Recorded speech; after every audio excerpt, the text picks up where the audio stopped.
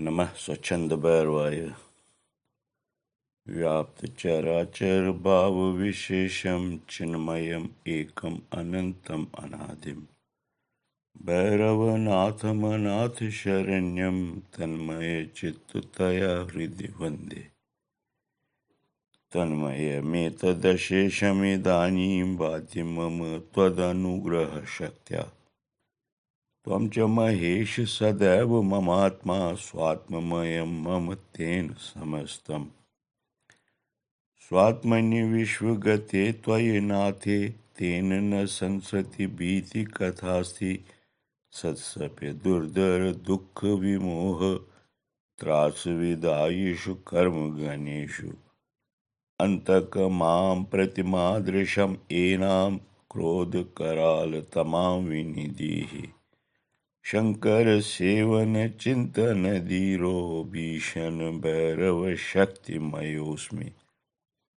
इत्थम पोड़ भवन्मय संविद दीदित धारित भूरित मिश्रा। मृत्यु यमांतक कर्म पिशाचर नाथ नमोस्तु न जात विभेमि। प्रोदित सत्य विबोध मरीचि प्रेक्षित विश्व पदार्थ सतत्वा। भाव परामृत निर्भर पूर्णे त्वयहमात्मन्य निवृत्ति मेमि। मानस गोचर मेति यदैव कलेश दशा तनुताप विदात्री। नाथ तदैव मम त्वदभेद सोत्र परामृत वृष्टिरुदेति। शंकर सत्यमिदं व्रत दान सनान तपो भवताप विनाशी। तावक शास्त्र परामृत चिंता सिंध्यति चेतस्य निवृत्ति धारा। नृत्यति गायति हृष्यति गाढं संविदीयं मम भैरवनाथ।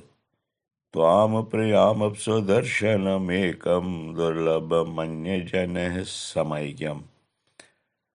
वसुरस पौषे कृष्णदशम्याम् अभिनवगुप्तसप्तमीं करोतु। येन विभुर्भवमरुसन्तापं शमयति झटिति जनस्य दयालु।